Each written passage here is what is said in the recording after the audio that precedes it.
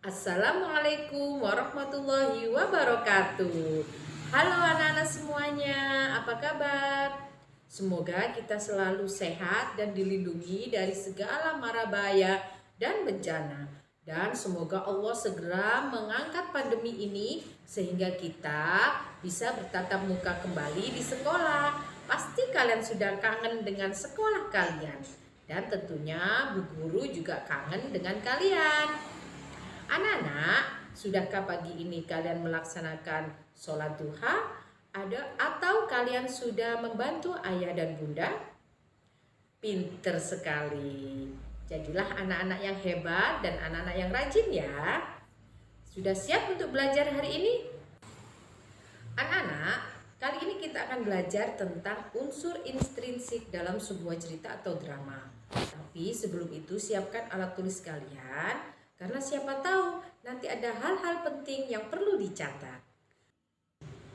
Anak-anak, Bu Ita akan menyampaikan sebuah cerita tentang semut dan belalang. Perhatikan baik-baik ya. Di bawah terik matahari, barisan semut berjalan rapi menuju sarang.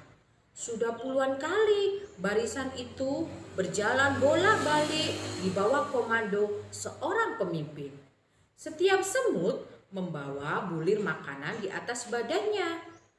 Tidak lebih dari satu bulir dapat dibawa semut, sehingga tak cukup satu atau dua kali mereka bolak-balik menuju sarang. Di antara hijau rumput di pinggir kolam, ada seekor belalang yang santai menikmati semilir angin.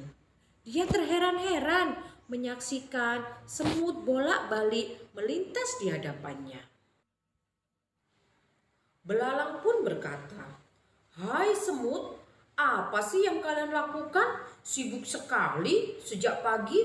Tidakkah mondar-mandir itu melelahkan? Apalagi sekarang udaranya sangat panas. Dan kalian tidak lelah? Hei, hati-hati ya, nanti badan kalian tambah gosong karena sengatan sinar matahari."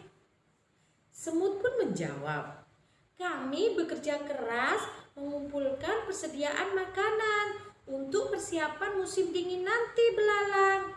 "Hah? Mengumpulkan makanan? Nikmati saja hari ini. Kita bersantai-santai. Padahal makanan di sekitarku melimpah, jadi aku tidak perlu mengumpulkan makanan." "Hai belalang, harusnya kamu melakukan hal yang sama seperti kami. Karena musim dingin nanti banyak tumbuhan yang akan beku, sehingga kita tidak punya sumber makanan." "Hahaha, lucu sekali kamu itu semut. Lihat semua temanku bersantai. Terserah kalian sajalah. Aku tidak mau merepotkan diri." Begitulah jawaban belalang. Dia malas, tidak mau mengumpulkan makanan untuk musim dingin nanti. Tetapi semut tidak menghiraukan belalang. Mereka tetap bergotong royong mencari makanan untuk persediaan musim dingin nanti. Tibalah saat musim dingin. Saat tanaman sumber makanan beku, belalang kebingungan mencari makanan. Tetapi tidak dengan semut. Mereka bersantai karena mereka sudah menyediakan makanan sejak musim panas kemarin. Sehingga sekarang mereka tinggal menikmatinya. Nah anak-anak, dari cerita semut dan belalang tadi dapat kita ambil sebuah hikmah atau amanat bahwa setiap kerja keras akan membuahkan hasil di kemudian hari. Tapi jika kita bermalas-malasan, maka yang rugi adalah kita sendiri. Anak-anak, setelah kita menyimak cerita tentang semut dan belalang, kita akan belajar tentang unsur intrinsik dalam sebuah cerita. Tetapi kalian harus tahu dulu pengertian dari unsur intrinsik. Unsur intrinsik adalah unsur utama yang membangun sebuah cerita. Jika diibaratkan sebuah rumah, unsur intrinsik adalah temboknya, tiangnya, lantainya, dan atapnya. Unsur-unsur intrinsik terdiri dari 1. Tema, 2. Tokoh, 3. Sifat atau watak penokohan, 4. Alur, 5. Latar, 6. Pesan moral atau amanat. Anak-anak, tema adalah ide atau gagasan dalam sebuah cerita.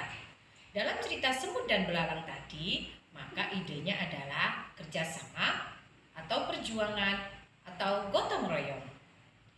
Tokoh adalah pelaku atau orang yang terlibat dalam suatu cerita. Dalam cerita Semut dan Belalang, tokoh utamanya adalah semut dan belalang. Watak tokoh atau sifat tokoh dalam sebuah cerita. Anak-anak, watak atau sifat dalam cerita dibedakan menjadi 4. Yang pertama adalah protagonis.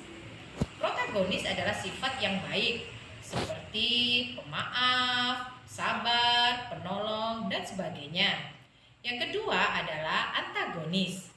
Antagonis adalah sifat yang jahat, seperti iri, dengki, hasut, dan sebagainya. Yang ketiga adalah sifat tritagonis. Tritagonis adalah sifat sebagai penengah. Misalnya bijaksana, arif, pendamai. Dan yang terakhir adalah sifat figuran. Figuran ini adalah tokoh pendukung dalam suatu cerita. Unsur yang keempat adalah alur. Alur adalah urutan jalan sebuah cerita. Di situ bisa ada alur maju, alur mundur, atau alur ke depan. Yang kelima adalah latar. Latar adalah keterangan tempat, keterangan waktu, dan keterangan suasana. Misalnya dalam sebuah cerita Semut dan Belalang tadi, keterangan tempatnya adalah di hutan, sedangkan waktunya adalah siang hari dan suasananya menyenangkan, kemudian menegangkan. Yang keenam adalah unsur pesan moral atau amanat.